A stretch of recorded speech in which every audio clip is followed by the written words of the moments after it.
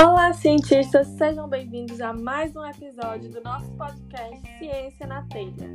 Esse podcast é desenvolvido por mim, Raquel Bessa, trazendo tópicos relacionados à ciência envolvendo nossa região de Iguatu ou iguatuenses. O episódio dessa semana traz 2 iguatuenses para conversarmos sobre um tema específico. E o nosso tema de hoje é sobre a carreira de docência. Os nossos convidados vão conversar um pouco sobre essa carreira que tem tanto estigma, mas que também é muito amada por tantos.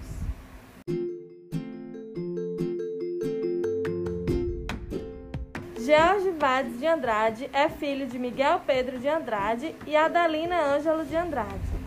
Licenciado em Química pelo IFCE Campus Iguatu, atualmente ele é técnico em laboratório na área de Química no IFCE Campus Cedro e professor do Colégio Polos e do curso Fênix preparatório para vestibular e concursos. Seja bem-vindo ao nosso podcast, George.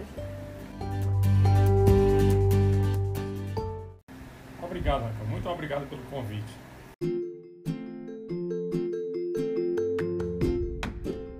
O nosso segundo convidado é o Neilton Lima Amorim. Neilton é filho de Citônio e Nilton Amorim, do Mercadinho Amorim lá do Prado, oriundos do Sítio Bravo. Professor da rede pública de ensino há 12 anos, ele é licenciado e bacharel em Ciências Biológicas pela URCA e especialista em Gestão Escolar e Coordenação Pedagógica.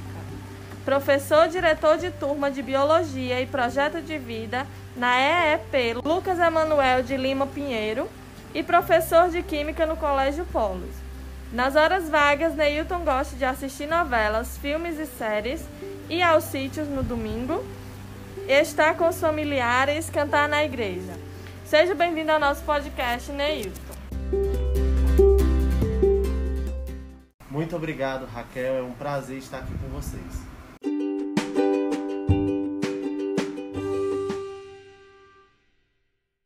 Então, eu escolhi esse tema porque eu sou formada em licenciatura e durante a minha faculdade todo mundo dizia que era algo que quando eu fizesse pela primeira vez, quando eu desse minha primeira aula, eu iria me apaixonar e não queria mais faltar.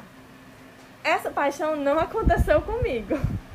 Eu gosto de dar aula, mas não é a coisa mais linda da minha vida.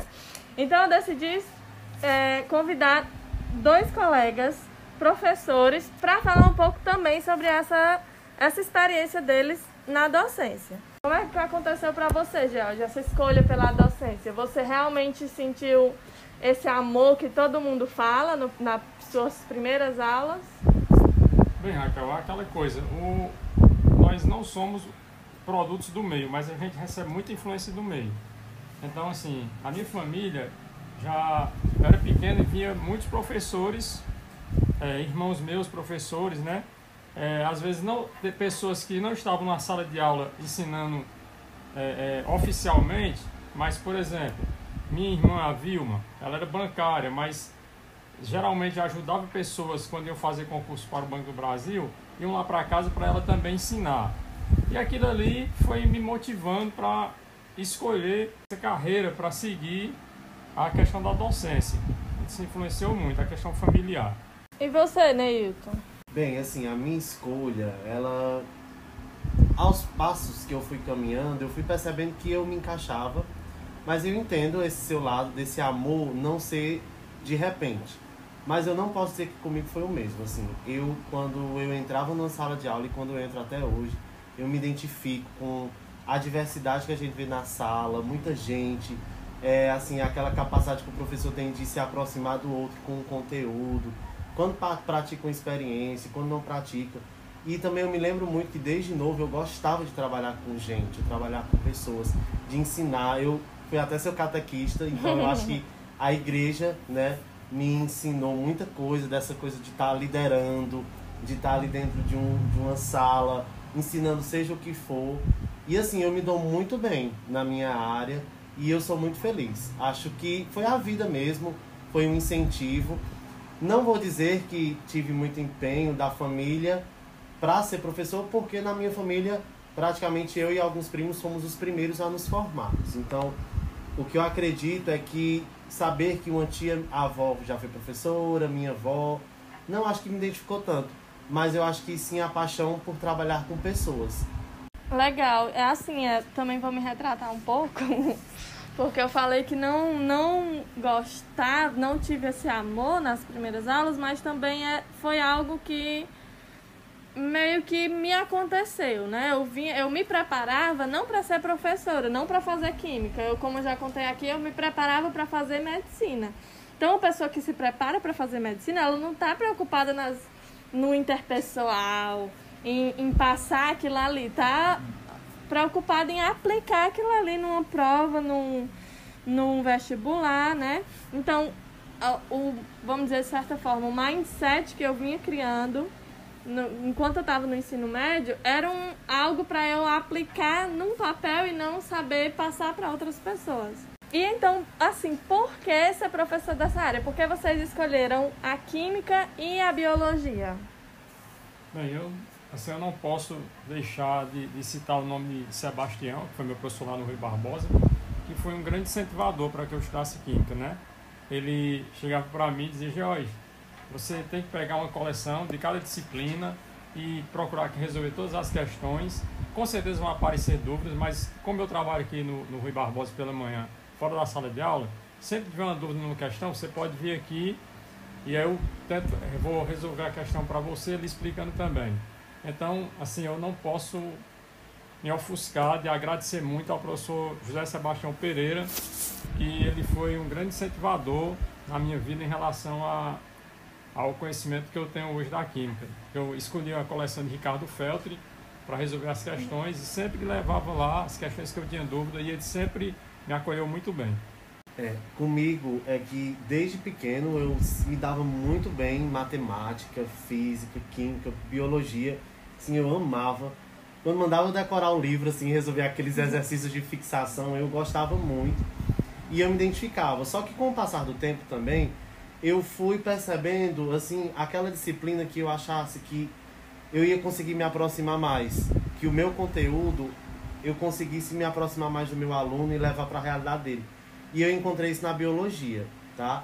Assim, com as aulas, e aí eu quero também homenagear, porque eu acho que esse podcast é uma homenagem a professores presentes, cientistas presentes, e os que já foram e que nos incentivaram muito, assim, professor Vandeilton, a professora Carmelita, a professora Adriana, assim, maravilhosos de biologia, que com certeza nas suas aulas me assim, tocavam. Mas na hora de fazer o vestibular, eu realmente fiquei com muita dúvida. E eu queria fazer história. Por causa de Danúzia, professora assim, maravilhosa, e que eu ficava empolgado com as aulas daquela mulher. Mas eu fui para biologia e acho que não me arrependo. Principalmente porque hoje, no local onde eu trabalho, eu posso tocar meus alunos com outras disciplinas, como você falou na hora da apresentação. E ambos citaram professores que acabaram sendo uma influência, né, na sua escolha de área. Vocês já têm um pouco mais de tempo de caminhada. O Neilton tem 12 anos, o George tem um pouco mais de 12 anos ensinando.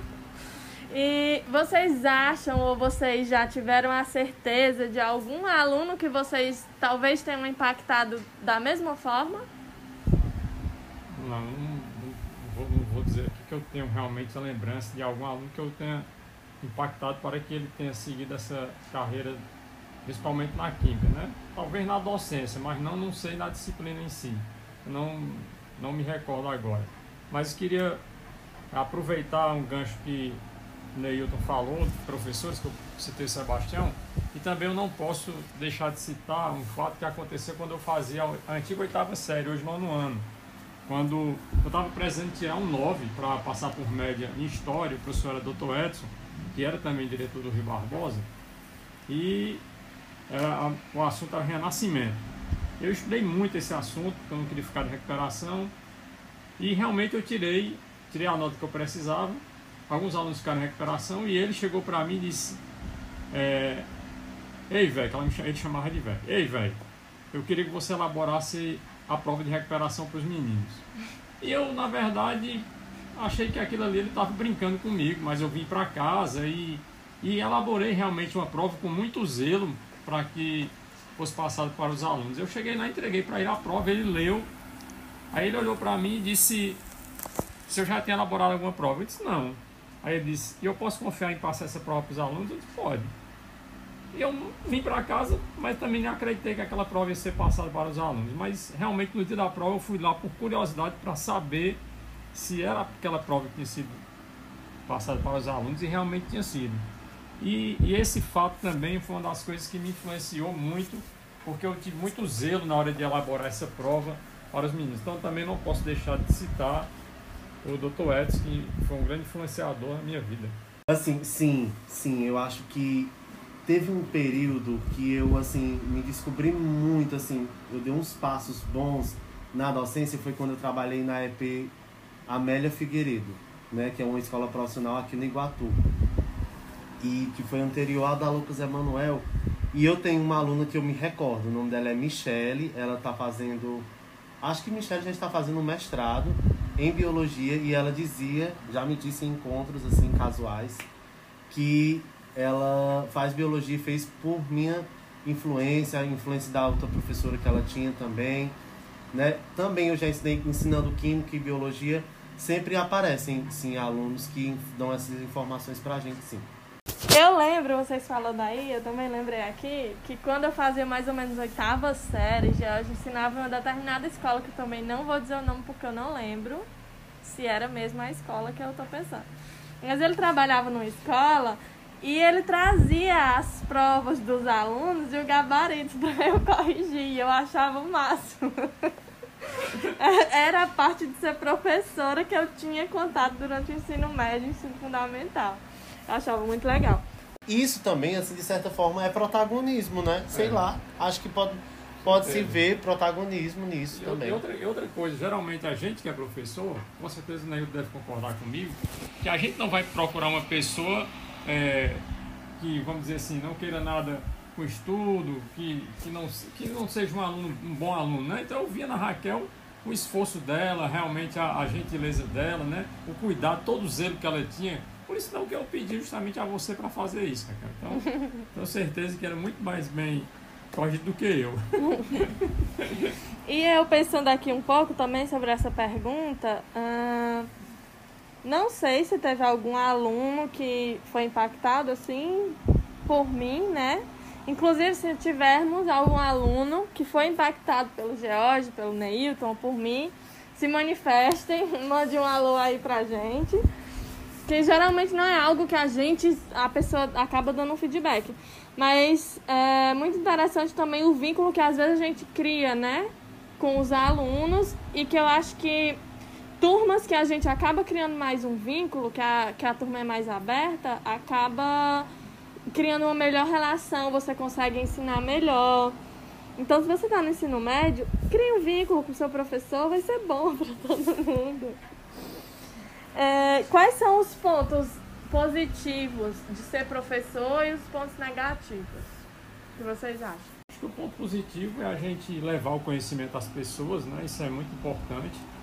O ponto negativo, hoje em dia, eu acho que, infelizmente, é a gente lutar contra esse mundo tecnológico que a gente vive hoje, né? Às vezes as pessoas estão muito adaptadas, tem um mundo nas mãos dela, né? Ela com celular, ela tem acesso ali a tudo e tudo. E realmente, às vezes, isso talvez seja, ao invés de ajudar, vem atrapalhar o aluno. Eu lembro da nossa dificuldade, como a gente não tinha internet naquele tempo, naquela época, a gente era, entre um colega e outro, era procurando arranjar livros para a gente estudar e tudo. Aquilo ali a gente tinha mais dificuldade, e aquela dificuldade fazia com que a gente se empenhasse mais. Hoje o que é que acontece? Hoje tem a facilidade, e com isso parece que a facilidade vai fazendo com que o aluno, não é que todos os alunos hoje em dia não queiram estudar, não é isso. Mas assim, que esse mundo tecnológico, essa ajuda, essa facilidade que os alunos têm hoje em dia, talvez deixe um pouco assim eles a mercê, assim, a deriva, tá, em relação à educação. Talvez não esteja sabendo dizer bem direitinho o que eu quero, mas o que eu quero salientar é que esse mundo tecnológico, essa facilidade hoje em dia faz com que os alunos muitas vezes não fiquem muito dispersos, porque é muita informação ao mesmo tempo.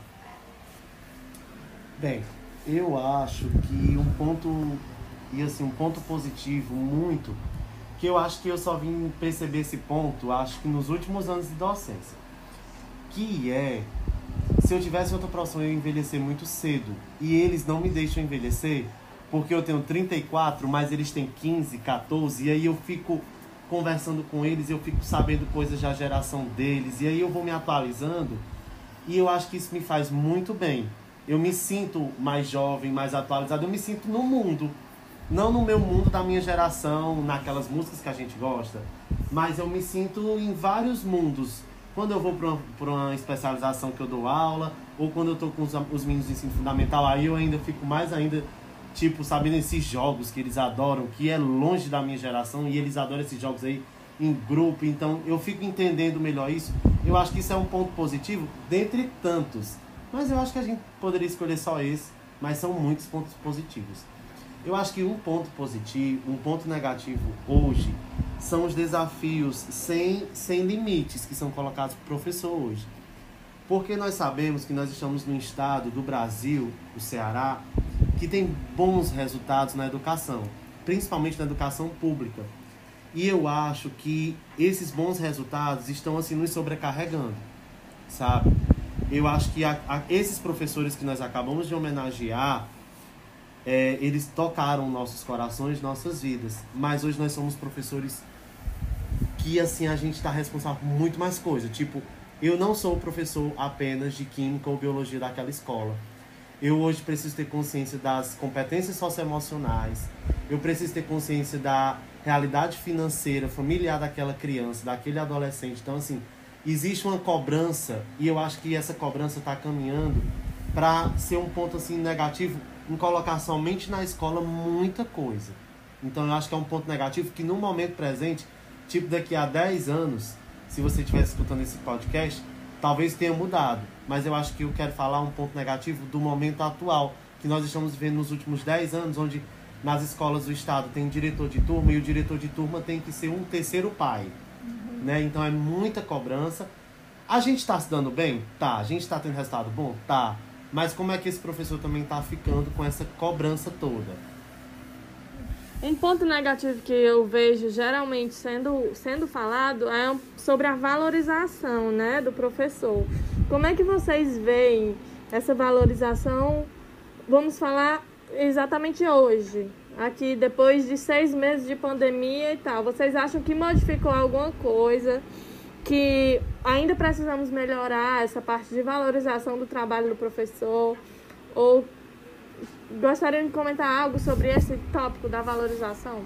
Não, é aquela questão, né? A gente que faz o trabalho da gente como professor, a gente não faz para ser reconhecido. Mas é claro, é bom a gente salientar que quando somos reconhecidos, quando somos valorizados, isso é muito importante, isso resgata o nosso autoestima, né? Isso é fato. Eu também acho que ainda tá muito a desejar. Tipo, hoje eu tive que, por exemplo, a gente tá tendo que transformar a nossa aula em uma nova aula. Numa aula tem que ter teoria, prática, jogo e relacionamento perfeito, estimular o menino a ligar a câmera.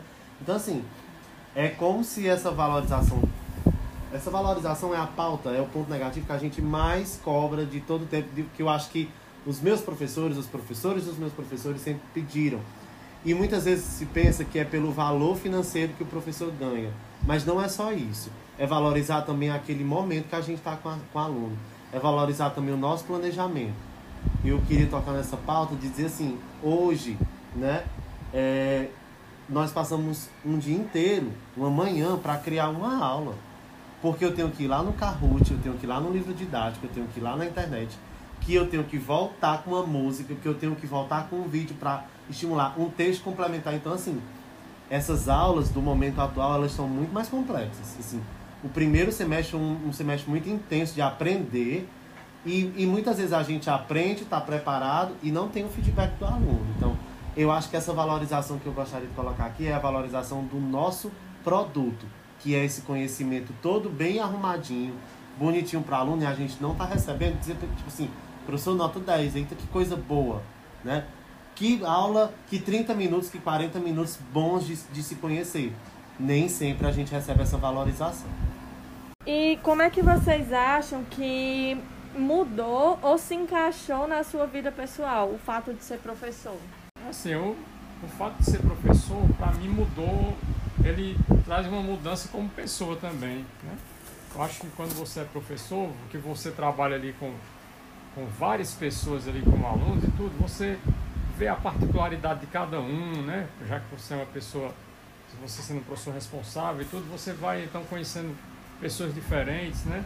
Que pensam diferentes, você chega e dá às vezes um conselho para algum aluno ali, e isso é muito importante porque às vezes até serve para o seu papel quando você construi uma família, né? Hoje eu tenho um filho e eu vejo esse filho daqui a alguns anos, onde ele vai estar estudando, e eu vou estar querendo acompanhar juntamente com os professores dele para que ele seja uma pessoa cada vez melhor.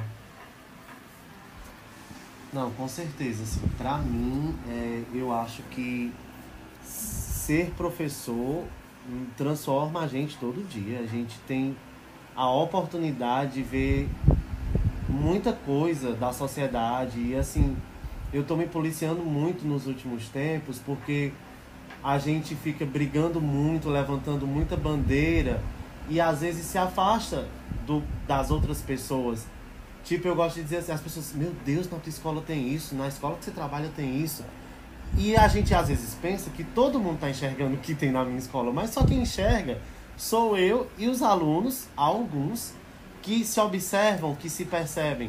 Então, na minha escola, na escola que eu trabalho, tem projetos com feminismo, tem projetos sobre a negritude, sobre a classe LGBT. Então tudo isso aproxima o aluno dessas pautas, mas aproxima o professor, porque o professor está mais maduro ali e absorve muito melhor. Então às vezes eu quero debater com uma pessoa uma pauta e eu devo parar para pensar primeiro assim, não, é porque eu já conversei, eu já falei sobre palestras, eu participei daquele debate, e essa pessoa não, essa pessoa está lá talvez no quartel, que é um policial, e o trabalho dele não às vezes dá essa possibilidade de participar de tanta coisa como eu participo, ou a pessoa está lá no hospital preocupado com a saúde do povo. Então é muito gratificante para mim ser professor e como pessoa eu poder dizer assim, eu sou o que eu sou hoje por causa desses 16 anos, contando com a parte da graduação, contando com 12 anos de docência, e eu pude me transformar. Eu tenho muito que melhorar,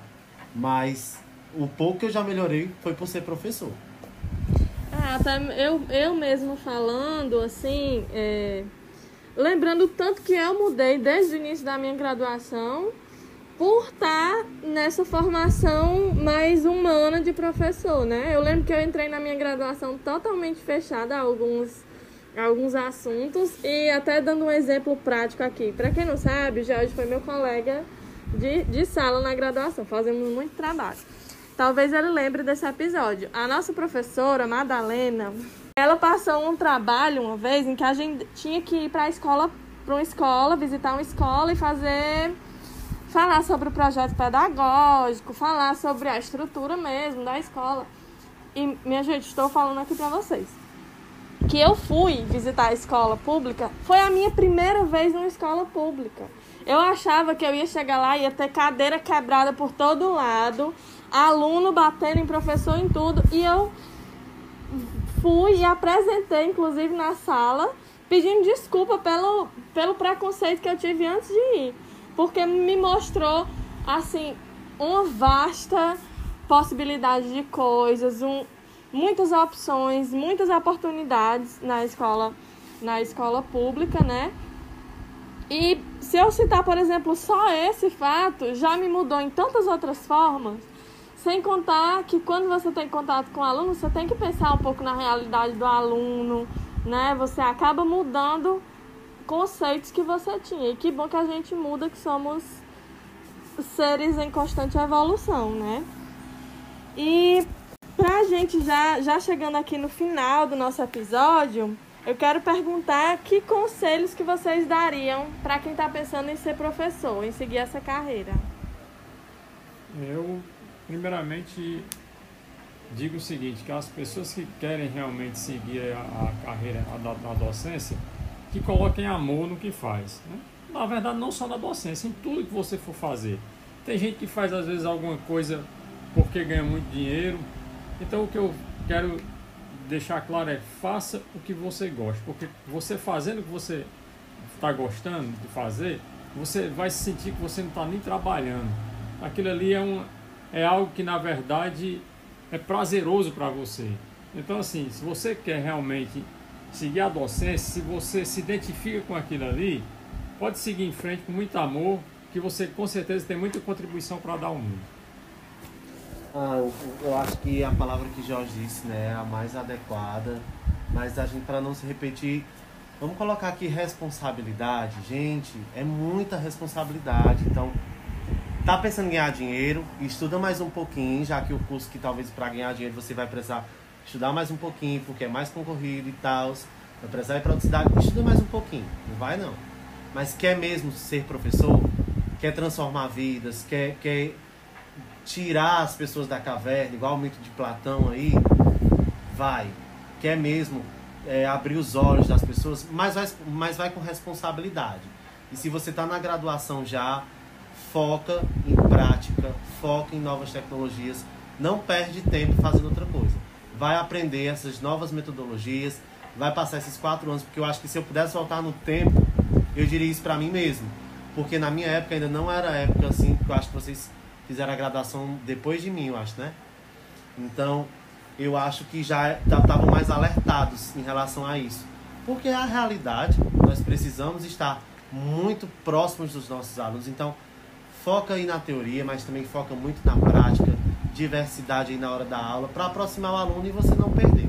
Responsabilidade, eu acho que minha palavra é essa.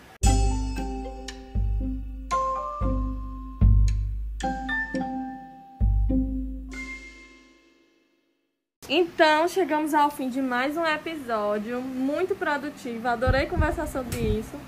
Abri mais um pouquinho ainda a minha cabeça para esse tópico, para a docência. Eu espero que a gente tenha conseguido passar para os nossos ouvintes esse amor, essa responsabilidade e essas vivências que nós compartilhamos aqui e que inspirem vocês, né? Então, muito obrigada ao George, muito obrigada ao Neilton. Muito obrigado pela oportunidade. Assim, Raquel é sempre um amor. E aí, George até falou, né? Desde pequeno ele colocava lá ela, não sei se vai aparecer no nosso podcast, a situação de corrigir as provas, né, Raquel? Mas, assim, dizer que ela sempre é um amor, e eu queria agradecer dessa forma. Tudo ela agradece, tudo ela é muito educada, e eu toda vez digo, meu Deus, ela não sabe o quanto que eu tô lisonjeado de estar aqui fazendo parte. Porque é um registro, né? Quando eu paro para pensar que isso vai ficar registrado aí durante muitos anos, daqui a muitos anos alguém vai escutar e vai dizer assim, ei, eu escutei um podcast do senhor, ou seu, de tanto tempo atrás, e até mesmo atual, talvez quando sair, parabéns, gente, alguma coisa, ou alguém que vai sugerir. Eu me sinto assim muito lisonjeado por saber do seu sucesso. Não esse sucesso que a gente está acostumado a visualizar, mas esse sucesso de ver você como uma pessoa feliz, esse sucesso de ver uma pessoa que está alcançando suas metas e seus sonhos. Parabéns, muito, eu que agradeço. Muito obrigado por estar aqui. Muito obrigada a todo mundo, aos meus convidados, aos meus ouvintes. Amei fazer esse episódio e vejo vocês no nosso próximo episódio do Ciência na Telha. Os nossos convidados vão começar um pouco, os nossos convidados... E vocês... Raquel, eu acho que eu esqueci a pergunta.